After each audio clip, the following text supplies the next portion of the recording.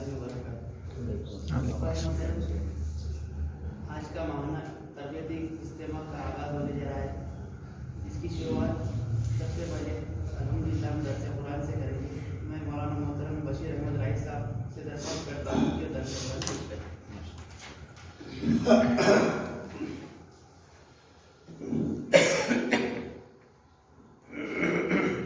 أعوذ بالله من الشيطان الرجيم. بسم الله الرحمن الرحيم.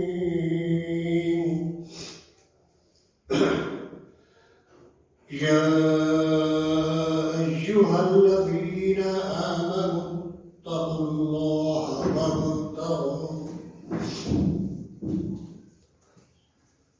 وابتغوا إليه الوسيلة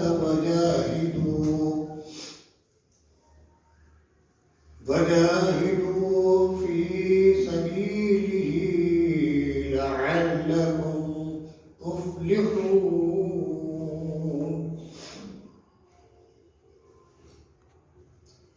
اے لوگوں جو ایمان لائے ہو، اللہ سے ڈرو اور اس کی جناب میں کامیابی کا ذریعہ تلاش کرو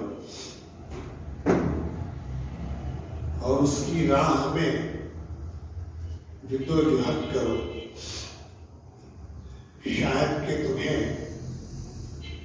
کامیابی نصیب ہو جائے.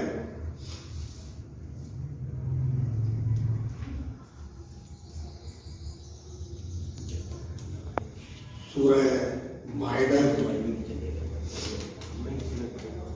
آیت نمبر 35 کی تلاوت اور ترجمانی آپ سن رہے تھے.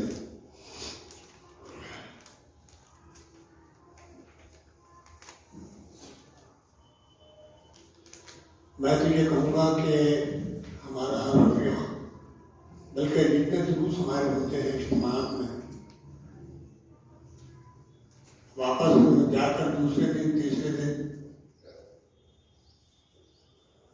پھر ان دروس کا اور یا منتخب آیات کا ہم ذاتی اور شخصی طور پر مطالعہ کریں تاکہ جن مضامین کو ان دروس میں پیش کیا جاتا ہے وہ راسخ ہو جائے ہمارے ذہن، ہماری تربیت کا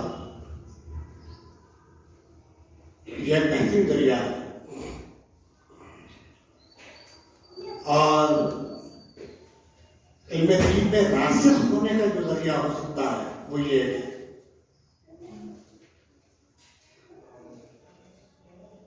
میں نے جب اس آیت کو منتخب کیا، جیسا کہ ہمارے تربیتی دروس میں جو نکات سامنے آ رہے ہیں اس کی روشنی میں جب مطالعہ شروع کیا میں نے، تو ڈاکٹر صاحب بن رہے ہیں کیا مضامین اس میں تھے. کئی مرتبہ ہم نے اس کو پڑھا ہے، سنا ہے، پڑھایا ہے، سنایا ہے، لیکن جب اس کی گہرائی، اس کی گہرائی میں جا کر مطالعہ کریں تو سمجھ میں آتا کہ واقعی اللہ کا کلام کیسے اعجاز رکھتا ہے. اعجاز بھی ہے اور اعجاز بھی ہے، دونوں باتیں بڑی اہم.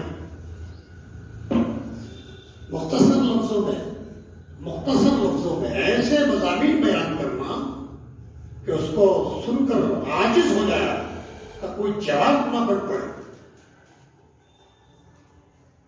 اور اپنے آپ کو آدمی ان آیات کے حوالے کر دے.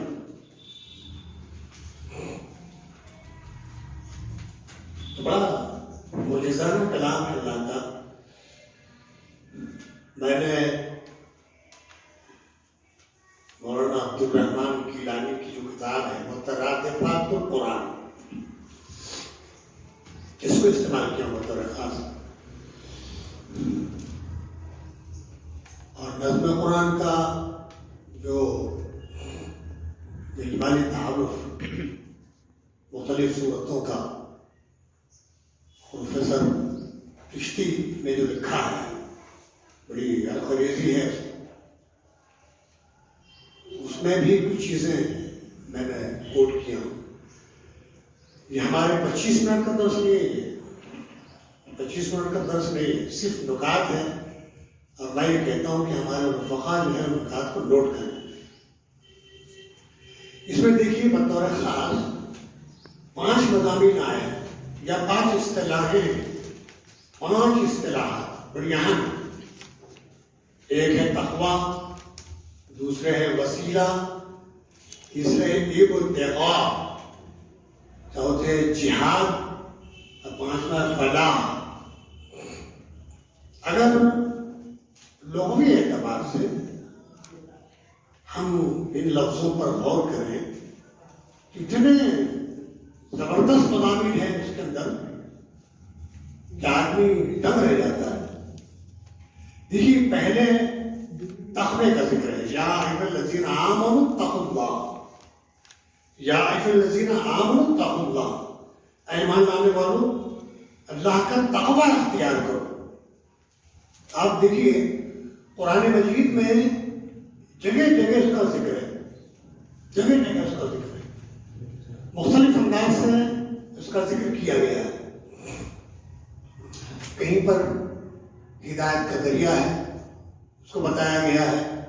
کہیں پر جنت میں جانے کا ذریعہ اس کو بتایا گیا ہے. کہیں کہا کہ جنت ہم نے متقیوں کے لیے تیار کی ہے، اعدت للمتقین، ہم نے جنت کو متقیوں کے لیے تیار کیا ہے.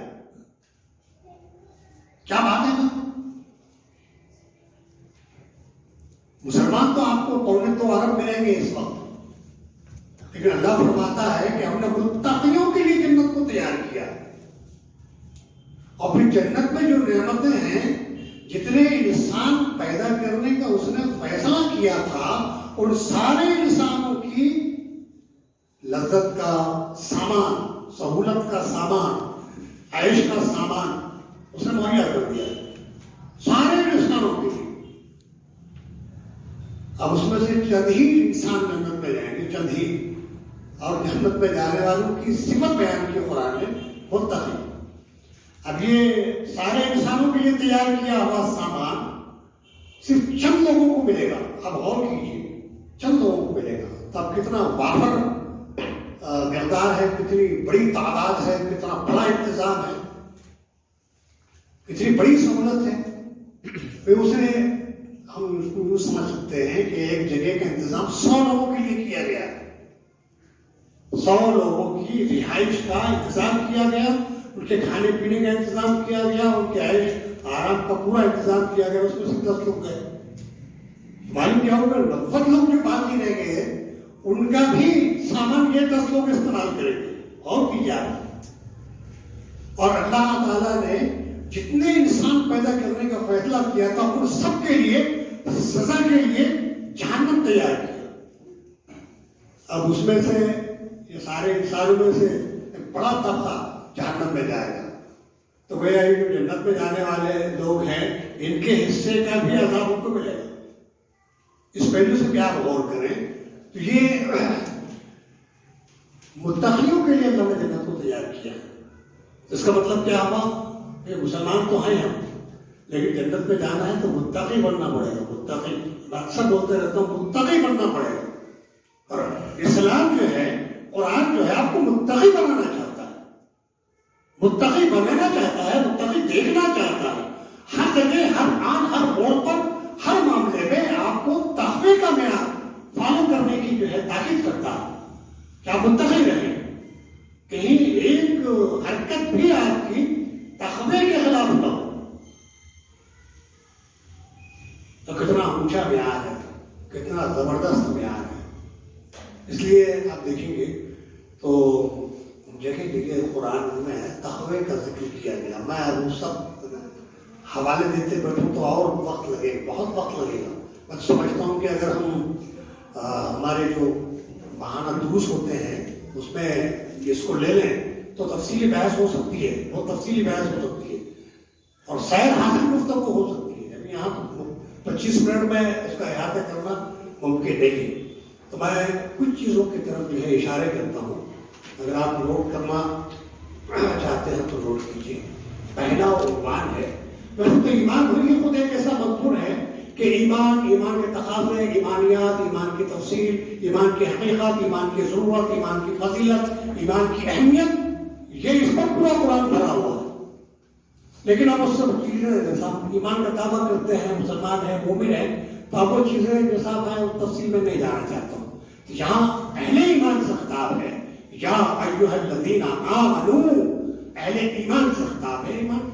اہل ایمان کی بھی کیٹیگری الگ الگ ہے.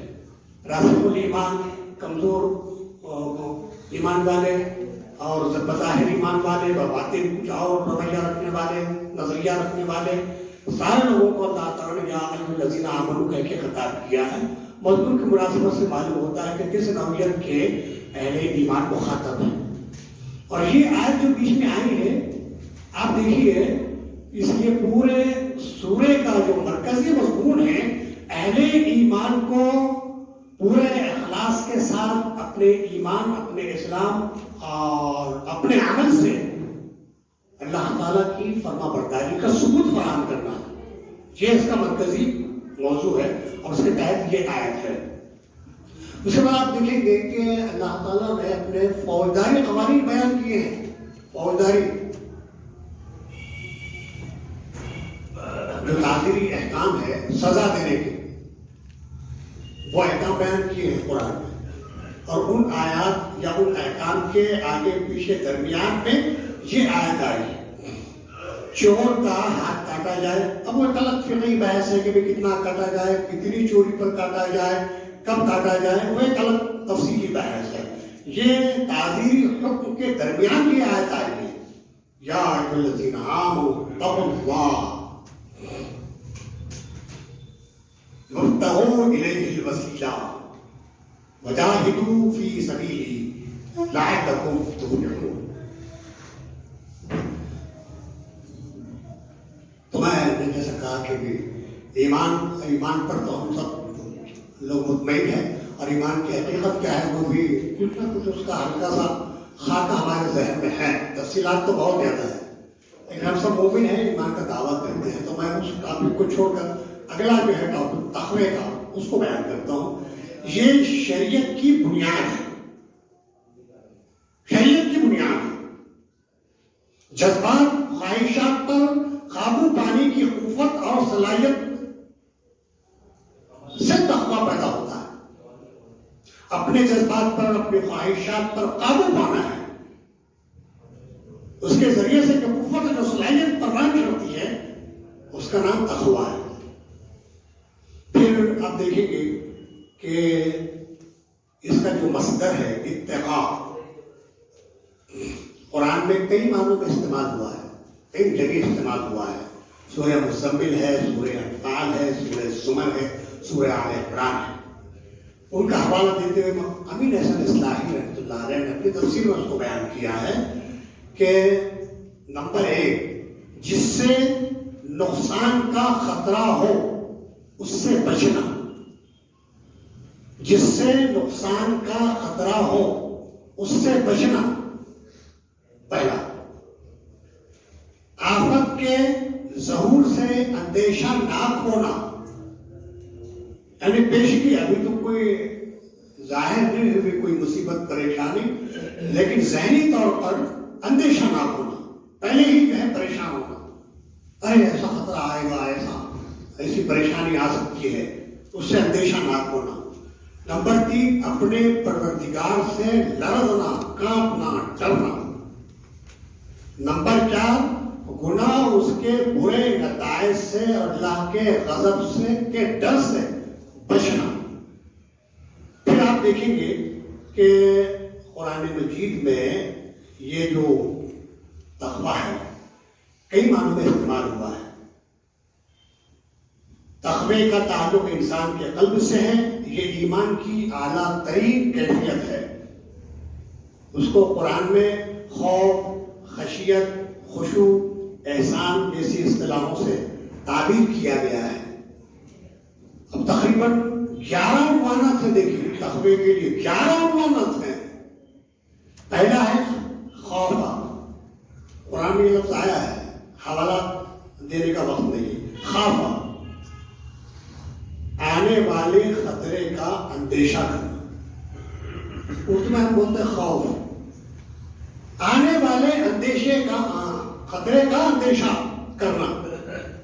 دوسرا لفظ ہے خشیہ, کسی امر کی عظمت کی وجہ سے ڈرنا.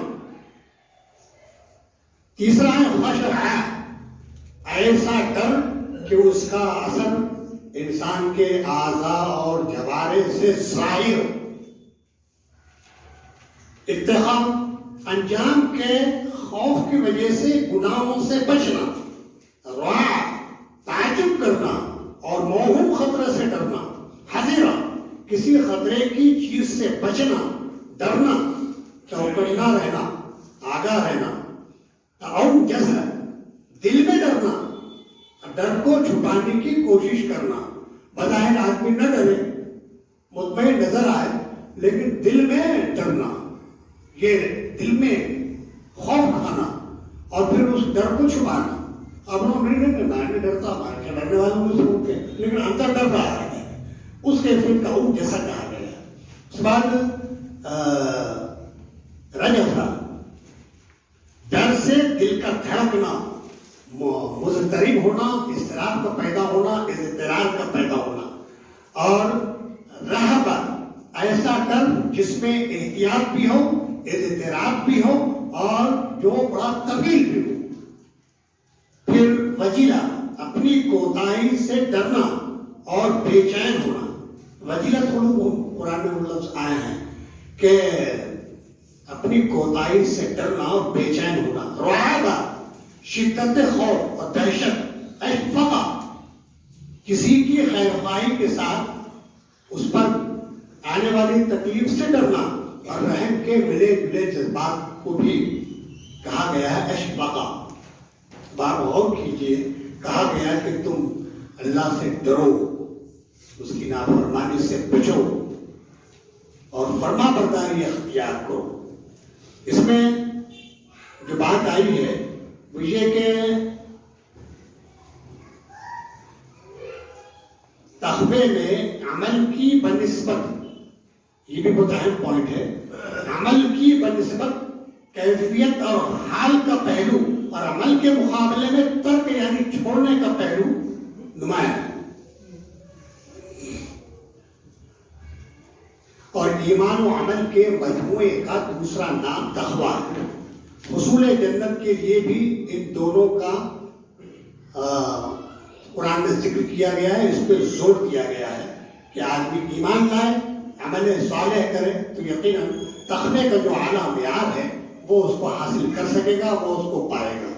اس لیے کہا گیا یا ایھا الذین آمنوا اتقوا اللہ. ایمان کا دعویٰ کرنے والوں, ایمان کا زبانی دعویٰ کرنے والوں, یا ایمان کی حقیقت کو پوری طرح نہ سمجھنے والوں, یا ایمان کی حقیقت کو سمجھنے والوں, اصل میں تقوی کی روش اختیار کرو. صرف ایمان کا دعویٰ کر لینا ہی کافی نہیں ہے, بلکہ تقوی کی روش اختیار کرنا ضروری ہے. اللہ کی نافرمانی سے بچنا ضروری ہے, اللہ کی فرما برداری اختیار کرنا ضروری ہے, اور دل میں خوف اور خشیت کے جذبات پیدا کرنا ضروری ہے. جب آدمی دل میں اللہ کا خوف پیدا کرے گا تو ظاہر بات تنہائی میں بھی اللہ سے ڈرے گا. اور وہ حدیث مشہور حدیث ہے جس میں قیامت کے دن 7 قسم کے لوگوں کا ذکر کیا گیا. تو اس میں ایک قسم کے لوگ وہ بھی ہیں جو تنہائی میں خدا کو یاد کرتے ہیں تو ان کی آنکھیں نم ہو جاتی ہیں. تو یہ کیفیت کس کے اندر پیدا ہوگی؟ جس کے اندر تقویٰ ہوگا.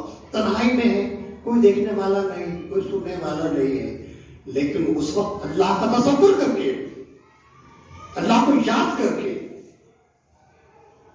اس کے ڈر سے یا اس کی محبت سے آدمی کی آنکھ نم ہو جائے تو وہ شخص بھی اللہ کے عرش کے سائے میں ہوگا. یہ اعلیٰ مقام اسی شخص کو حاصل ہو سکتا ہے جو تقوی کے مدارج طے کرتا ہے, جو تقوی کے درجے کو پا لیتا ہے, جو مقام اس کو حاصل کر لیتا ہے. تو یہ بڑی یعنی مشقت طلب بات ہے, بڑی ریاضت طلب بات ہے, بڑی محنت کرنی پڑتی ہے اس کے لیے.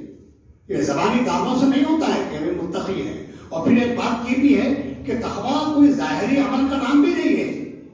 ظاہر نام نہیں ہے یہ، جیسا آپ نے ابھی دیکھا تقوی کی تعریف میں، اسی لیے اللہ کے رسول نے فرمایا کہ التقویٰ ہاں ہونا، التقویٰ ہاں ہونا، تقویٰ یہاں ہوتا ہے، اپنے سیرے اثر کی طرف اشارہ کر کے، دل کی طرف اشارہ کر کے فرمایا تقویٰ یہاں ہوتا ہے۔ تقویٰ کوئی ظاہری شکل و صورت کا نام نہیں، اور تقویٰ اصل میں پھر آدمی اپنے عمل سے، اپنے رویے سے، اپنے سلوک سے یہ ثابت کرتا ہے کہ وہ متقی ہے، اور متقی کی پہچان بھی بتائی گئی ہے احادیث میں، بعض صحابہ نے اس کی وضاحت کی ہے متقی کون ہے۔ ہمارے نزدیک متقی کا ایک الگ جو ہے پیمانہ ہے، کوئی مخصوص شکل و صورت ہے، کوئی مخصوص تھیوریہ ہے، ہم کہتے ہیں بڑا متقی ہے، نہیں، اس کا رویہ کیسا ہے۔ ایک صاحب نے حضرت عمر کے سامنے کہا فلاں صاحب بڑے متقی ہیں، تو کہا کہ کیا تم ان کے پڑوسی ہو؟ تمہارے نہیں، پڑوسی نہیں، پھر تم کو کیسا معلوم ہو متقی ہے؟ جب پڑوسی بنتا ہے آدمی تب معلوم ہوتا ہے کہ وہ کتنا متقی ہے اور کتنا غیر متقی ہے، کتنا پکا مسلمان ہے اور کتنا کچا مسلمان ہے۔ پڑوس میں رہ کے معلوم ہوتا ہے، ذرا سی بات پر معلوم ہوتا ہے کہ تقوی کا معیار اس کے اندر ہے یا نہیں ہے۔ تو کہا گیا کیا تم اس کے پڑوسی ہو؟ تو بولے نہیں۔ تو انہوں نے کہا کیا تم نے ان سے کچھ لین دین کیا؟ تو بولے نہیں۔ تو کہا کیا تم نے کبھی ان کے ساتھ سفر کیا ہے؟ تو بولے نہیں۔ تو یہ تینوں چیزیں یہ پیمانے ہیں کسی کے تقوی کو جانچنے کے لیے۔ پڑوسی رہیے، لین دین کر کے دیکھیے، معاملات کر کے دیکھیے، سفر کر کے دیکھیے، تب معلوم ہوتا ہے کہ آدمی کتنا متقی ہے۔ بھائی ہسٹری میں جا کر دیکھیے آپ، ہسٹری میں یہ جگہ سنبھالتے نا، یہ جگہ سنبھالتے نا، بوڑھوں کو دیکھتے نا عورتوں کو دیکھتے، جگہ سنبھال کے جب بیٹھ جاتے ہیں سامنے بوڑھی اور اوپر پکڑ کے جھولا جھول رہی ہے، تب معلوم ہوتا ہے ہم کتنے متقی ہیں۔ تب ہم اپنے آپ کو جانچنے کا جو ہے پیمانہ اسے استعمال کریں کہ تقویٰ ہے نہیں ہے۔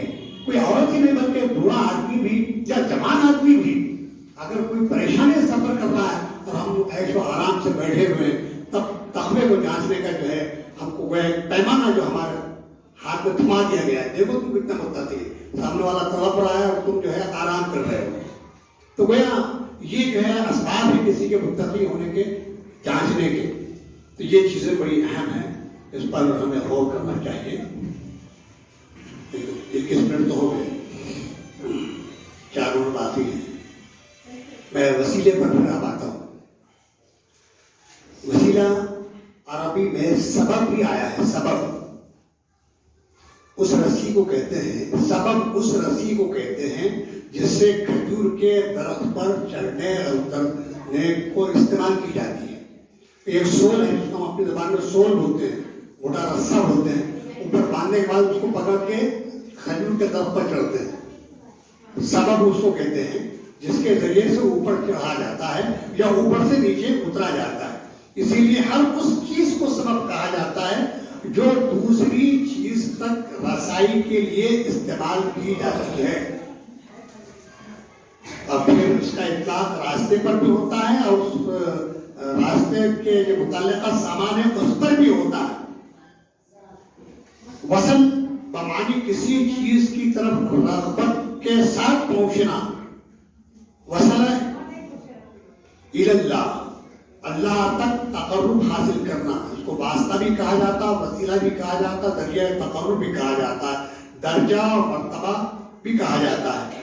اس کے ذریعے سے سبب کا لفظ عام ہے، اور جو ذریعہ تقرب کے لیے، تقرب کے حصول کے لیے استعمال کیا جائے اس کو وسیلہ کہا جاتا ہے۔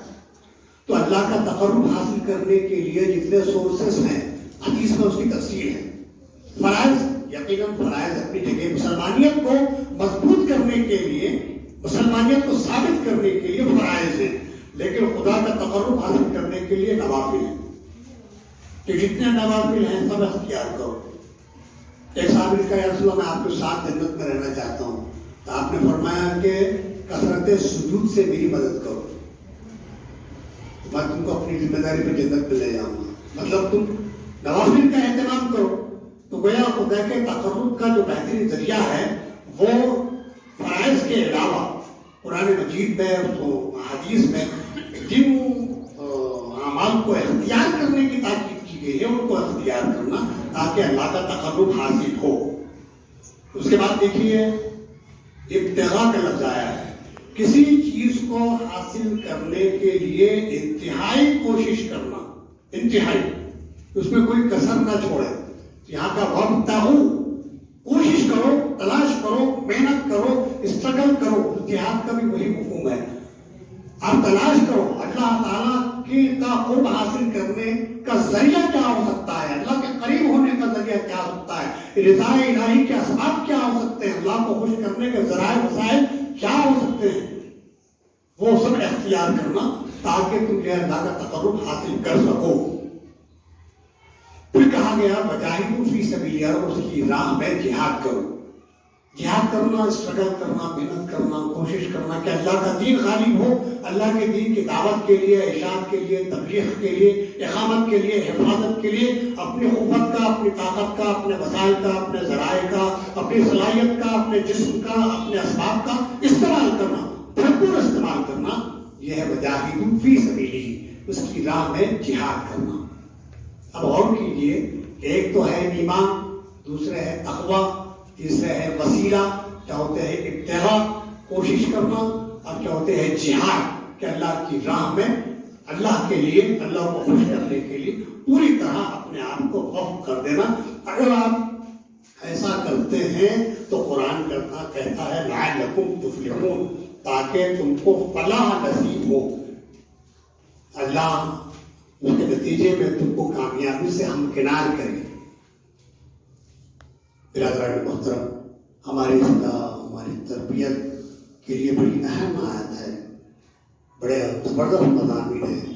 ہم اپنے اندروں کا جائزہ لیں، اپنے اندر کے انسان کو پرکھیں، دیکھیں، جانچیں کہ وہ کس معیار پر ہے، کہاں کھڑا ہے. اپنی ایمانی کیفیت کا، اپنی روحانی کیفیت کا جائزہ لیں کہ اس کا کیا حال ہے، اور پھر اپنے رویے، اپنے سلوک کا جائزہ لیں، اپنے کیریکٹر، اپنے کردار کا جائزہ لیں کہ ہم کس معیار پر کھڑے ہیں. اور اللہ کی راہ میں جد و جہد کرنے کے لیے جو کوشش کرنی چاہیے، ابتغاء کا جو تصور قرآن پیش کرتا ہے، اس کے لیے ہم نے یہ کتنے آمادہ اور تیار ہیں. اس پر اپنا جائزہ لے کر محنت کریں گے، کوشش کریں گے تو اللہ کی طرف سے بشارت ہے کہ تم کو فلاح نصیب ہوگی، تم بامراد ہو جاؤ گے.